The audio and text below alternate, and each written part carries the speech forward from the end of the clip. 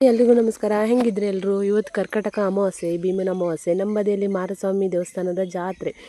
ಹಾಗೆ ಬೆಳಿಗ್ಗೆನೇ ಹೋಗಬೇಕು ಅಂತ ಅಂದರೆ ಮಾರಸ್ವಾಮಿಯಲ್ಲಿ ಅಲ್ಲಿ ಜನ ರಶ್ ಆಗ್ತಾರೆ. ನಾನು ಕಳೆದ ವರ್ಷ ಹೋಗಲಿಲ್ಲ, ಅದಕ್ಕೂ ಹಿಂದಿನ ವರ್ಷ ಹೋದಾಗ ಜನ ರಶ್ ಅಂದರೆ ಒಬ್ಬ ನನಗೆ ಕ್ಯೂವಲ್ಲಿ ನಿಂತು ಸಾಕಾಯಿತು. ಹಾಗೆ ಇವತ್ತು ಬೆಳಿಗ್ಗೆ ಬೇಗ ಹೋಗುವ, ಫಸ್ಟ್ ಪ್ಲ್ಯಾನ್ ಮಾಡಿದ್ದು 7 ಗಂಟೆಗೆ ಹೋಗುವ ಅಂತ. ಆಮೇಲೆ ಎದ್ದ ನಂತರ 7:15 ಆಯಿತು, 8 ಗಂಟೆ ಆಯಿತು. ಆದರೆ ನಾವು ಇವಾಗ ಹೊರಡ್ತಾ ಇರೋದು 9 ಗಂಟೆಗೆ. 9 ಗಂಟೆಗೆ ಬಂದ್ವಿ. 4 ಜನ ಇದ್ವಿ ನಾವು. ಹಾಗಾಗಿ ನಾವು ಇಬ್ಬರು ಒಂದು ಗಾಡಿ ತಗೊಂಡು ಬಂದ್ವಿ, ಮತ್ತು ಅಮ್ಮ ಮತ್ತು ತಂಗಿ ರಿಕ್ಷಾದಲ್ಲಿ ಬಂದರು.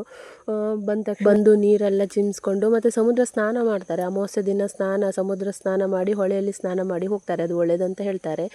ಜಾತ್ರೆಗೆ ಪ್ರತಿ ವರ್ಷ ಅಂದರೆ ಹೊಸದಾಗಿ ಮದುವೆ ಆಗಿರುವ ಮದುಮಕ್ಕಳು ಸಹ ಅವರು ಬಂದು ಇಲ್ಲಿ ಸಮುದ್ರದ ನೀರನ್ನು ಚಿಮ್ಸ್ಕೊಂಡು ದೇವ್ರ ದರ್ಶನ ಮಾಡ್ಕೊಂಡು ಹೋಗ್ತಾರೆ. ಅದು ಒಳ್ಳೆಯದಂತ ಹೇಳ್ತಾರೆ. ಇಲ್ಲಿ ಅಂದರೆ ಹೊಸ ನವ ಜೋಡಿಗಳೆಲ್ಲ ತುಂಬ ಸಿಗ್ತಾರೆ ಕಾಣಲಿಕ್ಕೆ. ಹೊಸದಾಗಿ ಮದುವೆ ಆದವರು ಇಲ್ಲಿ ಬಂದು ದೇವ್ರ ದರ್ಶನ ಮಾಡಿಕೊಂಡು ಹೋಗ್ತಾರೆ. ನೋಡಿ, ಅಂದರೆ ಎಲ್ಲ ಕಡೆಯಲ್ಲೂ ಮೆಶ್ ಹಾಕಿದ್ದಾರೆ. ಎಲ್ಲ ಕಡೆಯಲ್ಲೂ ಸಮುದ್ರಕ್ಕೆ ಇಳಿಲಿಕ್ಕೆ ಬಿಡಲಿಲ್ಲ, ಒಂದು ಕಡೆ ಮಾತ್ರ ಓಪನ್ ಇಟ್ಟಿದ್ದಾರೆ. ಮತ್ತು ಇಳಿಲಿಕ್ಕೆ ಎಷ್ಟೊಳ್ಳೆ ವ್ಯವಸ್ಥೆ ಮಾಡಿದ್ದಾರೆ ಅಂದರೆ, ಅದು ಸಿಮೆಂಟಿನ ಜರಿ ಬರುತ್ತೆ ನೋಡಿ, ಅದರೊಳಗೆ ಹೊಂಗೆ ತುಂಬಿ ಒಂಥರ ಮೆಟ್ಲು ಮಾಡಿ ಸ್ಟೆಪ್ ಮಾಡಿದ್ದಾರೆ. ತುಂಬ ಚೆನ್ನಾಗಿದೆ ಅದು. ಮತ್ತು ಮೇಲ್ಗಡೆಯಿಂದ ಕೆಳಗಡೆ ಬರುವಾಗ ಸ್ವಲ್ಪ ಜಾಗ್ರತೆಯಾಗಿ ಬರಬೇಕು. ನಾವಿಲ್ಲಿ ಸಮುದ್ರದ ನೀರು ಚಿಮ್ಸ್ಕೊಂಡು ಹಾಗೆ ಹೊಳೆಗೆ ಬಂದ್ವಿ. ಹೊಳೆಯಲ್ಲಿ ನೀರು ಚಿಮ್ಸ್ಕೊಂಡು ಹಾಗೆ ದರ್ಶನ ಮಾಡ್ಕೊಂಡು ಹೋಗುವಂಥ. ಹೊಳೆಯಲ್ಲೂ ಹಾಗೆ ತುಂಬ ಒಳ್ಳೆ ರೀತಿಯಲ್ಲಿ ವ್ಯವಸ್ಥೆ ಮಾಡಿದ್ದಾರೆ ನೋಡಿ. ಅಲ್ಲಿ ಮೆಶ್ ಎಲ್ಲ ಹಾಕಿ ಬಲೆ ಎಲ್ಲ ಹಾಕಿ ಕಟ್ಟಿದ್ದಾರೆ.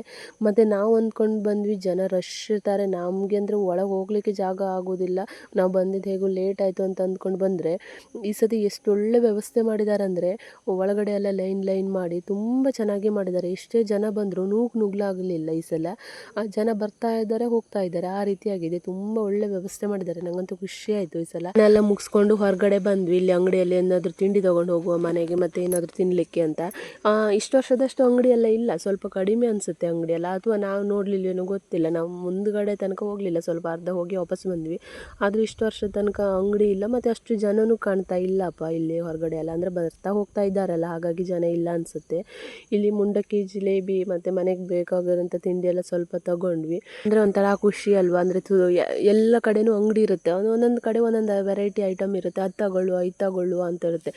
ಮನೆಯಿಂದ ಹೋಗುವಾಗ ಬಸ್ಸಲ್ಲಿ ಎಷ್ಟು ತುಂಬ್ಕೊಂಡು ಹೋಗಿರ್ತೀವಿ ನೋಡಿ, ಮನೆಗೆ ಬರುವಾಗ ಅದರ ಪರ್ಸ್ ಪೂರ್ತಿ ಖಾಲಿಯಾಗಿರುತ್ತೆ. ಅಷ್ಟು ಅಂದರೆ ಅದೆಲ್ಲ ತೊಗೊಂಡಿರ್ತೀವಿ ಅಷ್ಟು ಇಷ್ಟು ಅಂತ. ನಾನು ಇಲ್ಲಿಗೆ ನೋಡಿ ಹಬ್ಬಕ್ಕೆ ಬಂದು ಎಲ್ಲರೂ ತಿಂಡಿ ಬಟ್ಟೆ ಶಾಪಿಂಗು ಮತ್ತು ಬೇರೆ ಏನಾದರೂ ಶಾಪಿಂಗ್ ಮಾಡಿದರೆ, ನಾನಿಲ್ಲಿ ಕತ್ತಿ ಶಾಪಿಂಗ್ ಮಾಡ್ತಾ ಇದ್ದೀನಿ. ಹೌದು, ನಮ್ಮ ಮನೆಯಲ್ಲಿ 3 ಕತ್ತಿ ಏನೋ ತುಂಡಾಗಿದೆ, ಅದು ಮರ ಕಡಿಲಿಕ್ಕೆ ಹೋಗಿ. ಹಾಗಾಗಿ ಕತ್ತಿ ಬೇಕಿದ್ದಿತ್ತು, ಒಂದು ದೊಡ್ಡ ಕತ್ತಿ. ಮತ್ತು ಅವ್ರ ಹತ್ರ ಹೇಳಿದೆ, ಅವರು ಎಷ್ಟು ಇದ್ದಿದ್ರು ನೋಡಿ, ಫಸ್ಟ್ 580 ಅಂತ ಅಂದ್ರೆ ನನಗೆ ಬೇಡ, ಜಾಸ್ತಿ ಆಯಿತು ಅಂತ ಅಂದೆ. ಎಷ್ಟು ಕೊಡ್ತೀರಾ ನೀವು ಹೇಳಿ, ಎಷ್ಟು ಕೊಡ್ತೀರಾ ಕೇಳಿ. ನಾನು 600 ಅಂದರು. ನಾನು ಹೇಳಿದೆ 500 ಕೊಡ್ರಿ ಅಂತಂದೆ. ಇಲ್ಲ ಬೋದ್ನಿ, ಒಂದು ಸ್ವಲ್ಪ ಜಾಸ್ತಿ ಕೊಡಿ. ಇಲ್ಲ ಬೇಡ ಅಂತ ನಾನು ಹೋದೆ. ಅರ್ಧ ದೂರ ಹೋದ ನಂತರ ಮತ್ತೆ ವಾಪಸ್ ಕರೆದ್ರು ಅವರು, ಬನ್ನಿ 500ಕ್ಕೆ ಕೊಡಿ ಅಂತ ಅಂದರು. ಅಂದರೆ ನನಗೆ 500ಕ್ಕೆ ಕೊಟ್ಟಿದ್ದಾರೆ ಅವರು, ಅವರಿಗೆ ಎಷ್ಟು ಕಮ್ಮಿಗೆ ಸಿಗಿರಬೇಡ ಕತ್ತಿ. ನಾ ತಗೊಂಡು ಬಂದೆ 500, ಮತ್ತು ಒಂದು ಸ್ವಲ್ಪ ಏನು ಚಾ ಖರ್ಚಿ ಕೊಡಿ ಹಂಗೆ ಅಂತ, ಮತ್ತು ಒಂದು 20 ರೂಪಾಯಿ ಎಕ್ಸ್ಟ್ರಾ ಕೊಟ್ಟು 520 ಕೊಟ್ಟು ಬಂದೆ. ಅವ್ರು ಹೇಳಿದರು ಬೋದ್ನಿ, ಹಾಗಾಗಿ ಕೊಟ್ಟೆ, ಇಲ್ಲಂತೂ ಕೊಡೋದಿಲ್ಲ ಅಂತ ಅಂದರು. ಏನೂ ಗೊತ್ತಿಲ್ಲ ನನಗೆ ಅವರಿಗೆ ಎಂಥ ಪ್ರಾಫಿಟ್ ಇತ್ತು ಅಲ್ಲ, ಅವರಿಗೆ ಎಷ್ಟು ಕಮ್ಮಿ ಸಿಕ್ಕಿತು ಅಂತ. ಮತ್ತು ಇಲ್ಲಿ ಹಬ್ಬ ಎಲ್ಲ ಮುಗಿಸ್ಕೊಂಡು ಮನೆಗೆ ಹೋಗ್ತಾ ಇದ್ವಿ. ಇಲ್ಲೆಲ್ಲ ಪಾರ್ಕಿಂಗ್ ವ್ಯವಸ್ಥೆ ತುಂಬ ಚೆನ್ನಾಗಿ ಮಾಡಿದ್ದಾರೆ ನೋಡಿ. ಅಲ್ಲೆಲ್ಲ ಬೈಕ್ ನಿಲ್ಲಿಸ್ಲಿಕ್ಕೆ, ಕಾರ್ ನಿಲ್ಲಿಸ್ಲಿಕ್ಕೆ. ನಂಗೆ ಅಷ್ಟೊಂದು ರಶ್ ಅನಿಸ್ಲೇ ಇಲ್ಲ. ನಾನೇನೋ ಅಂದ್ಕೊಂಡು ಇರ್ತಾರೋ ಏನು ಮಾಡೋದು ಅಂತ ಅಂದ್ಕೊಂಡು ಬಂದರೆ, ಇಲ್ಲ ಆ ಥರ ಏನೂ ಆಗಲಿಲ್ಲ. ನಂಗೆ ಖುಷಿ ಆಯಿತು. ಒಳ್ಳೆ ರೀತಿಯ ದೇವ್ರ ದರ್ಶನ ಎಲ್ಲ ಮಾಡಿಕೊಂಡು ಮನೆಗೆ ಬರ್ತಾ ಇದ್ವಿ. ಮತ್ತು ಇವತ್ತು ಬುಧವಾರ ಗುಡ್ಡೆಂಗಡಿ ಸಂತೆ, ನಮ್ಮೂರು ಸಂತೆ. ಹಾಗಾಗಿ ಮನೆಗೆ ಸ್ವಲ್ಪ ತರಕಾರಿ ಎಲ್ಲ ಬೇಕಿತ್ತು. ಅದೇ ರೂಟಲ್ಲಿ ಬರೋದ್ರಿಂದ ಅಲ್ಲಿ ಗುಡ್ಡೆಂಗಡಿಗೆ ಸಂತೆಗೆ ಹೋಗಿ ತರಕಾರಿ ಎಲ್ಲ ತೊಗೊಂಡು, ಅಂದರೆ ಪ್ರಸಾದ ಎಲ್ಲ ನನ್ನ ಹತ್ರ ಇರಲಿಲ್ಲ, ಅಮ್ಮ ತಂಗಿ ಬಂದಿದ್ರಲ್ಲ ಅವ್ರ ಹತ್ರ ಕೊಟ್ಟು ಕಳಿಸಿದೆ. ಮತ್ತು ನಾವು ಗುಡ್ಡೆಂಗಡಿಗೆ ಹೋಗಿ ತರಕಾರಿ ತೊಗೊಂಡು, ಇದು ನೋಡಿ 100 ರೂಪಾಯಿ ಬ್ಯಾಗು ಚೆನ್ನಾಗಿದೆ. ಅಂದರೆ ಸಾಮಾನೆಲ್ಲ ತೊಗೊಂಡ್ನಲ್ಲ, ಮತ್ತು ನಂಗೆ ಬ್ಯಾಗು ಸಹ ಬೇಕಿತ್ತು. ಸಾಮಾನೆಲ್ಲ ಕೈಯಲ್ಲಿ ಹಿಡ್ಕೊಳ್ಳಿಕ್ಕೂ ಆಗ್ತಾ ಇರಲಿಲ್ಲ, ಹಾಗಾಗಿ ಅದನ್ನು 100 ರೂಪಾಯಿ ಬ್ಯಾಗ್ ತೊಗೊಂಡೆ. ತುಂಬ ಚೆನ್ನಾಗಿತ್ತದು. ಅದಕ್ಕೂ ಮುಂದೆ ನಾನೊಂದು ಸಲ ತೊಗೊಂಡಿದ್ದೆ ಈ ಬ್ಯಾಗು. ತುಂಬ ವೆಯ್ಟ್ ಹಾಕಲಿಕ್ಕೂ ಸಹ ಬರ್ತದೆ, ತುಂಬ ಬಾಳಿಕೆ ಬರ್ತದೆ. ಅದು ಮಾಮಿ ಏನೋ ತೊಗೊಂಡು ಹೋದರು, ಹಾಗಾಗಿ ನಾನು ಇನ್ನೊಂದು ಬ್ಯಾಗ್ ಸಹ ಬೇಕಿತ್ತು, ತೊಗೊಂಡು ಬಂದೆ. ಮತ್ತು ಬರ್ತಾ ಮರುವಾಯಿ ತೊಗೊಂಡು ಬಂದೆ. ಸಂತೆಯಲ್ಲಿ ಮಾರ್ತಾಯಿದ್ರು 100 ರೂಪಾಯಿಗೆ 2 ಸೇರು ತೊಗೊಂಡು ಬಂದೆ. ಇದು ನೋಡ್ತಾ ಇರ್ಬೋದು, ನಾನು ಆಲ್ರೆಡಿ ಬರುವಾಗ 12:15 ಆಯಿತು. ಮತ್ತು ಇದನ್ನು ಕಟ್ ಮಾಡಿ, ಅಂದರೆ ಮೂಳಿ ಕೊಚ್ಚಿ ಇದು ಮಾಡೋದ್ರೊಳಗೆ ಟೈಮ್ ಆಗುತ್ತೆ ಅಂತ ಅದನ್ನೇ ಹಾಗೆ ಡೈರೆಕ್ಟಾಗಿ ಮಾಡುವ ಅಂತ. ಅಂದರೆ ದೊಡ್ಡದಾಗಿದ್ದರೆ ಪಟ್ಟ ಬೇಗ ಕಟ್ ಮಾಡ್ಬೋದಿತ್ತು, ಅದು ಚಿಕ್ಕದಲ್ಲ. ಮತ್ತು ಅದು ಟೈಮ್ ತುಂಬ ಬೇಕಾಗ್ತದೆ, ಅದೇ ಮಾಡ್ತಾ ಇರಲಿಕ್ಕಾಗಲ್ಲ ಅಂತ ಡೈರೆಕ್ಟಾಗಿ ಮಾಡಿದೆ. ಅಂದರೆ ಕ್ಲೀನಾಗಿ ತೊಳೆದಿದ್ದೆ, ತುಂಬ 5-6 ಸಲ ಕ್ಲೀನ್ ಮಾಡಿ ತೊಳೆದು ಮಾಡಿದ್ದೇನೆ. ಇದು ಕುಂದಾಪುರದ ಬದಿಯವರಿಗೆಲ್ಲ ಗೊತ್ತಿರುತ್ತೆ, ಇದು ಮರುವಾಯಿ ಹಾಗೆ ಮಾಡ್ತಾರೆ ಕುಂದಾಪುರ ಬದಿಯವರೆಲ್ಲ. ಮತ್ತು ಬೇರೆ ಕಡೆಯವರೆಲ್ಲ ನೋಡಿದರೆ ಒಂಥರ ಎಣಿಸ್ಕೋಬೋದು.